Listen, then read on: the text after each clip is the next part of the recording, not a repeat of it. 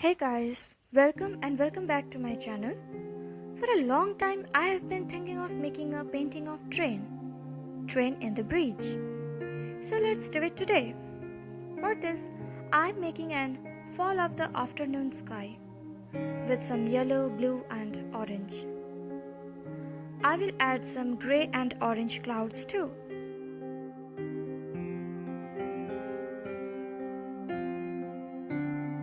Then I sketched the train and the bridge.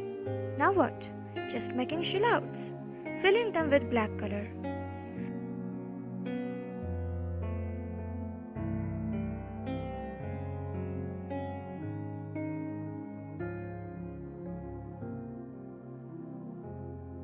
Add some detailing with painting the train.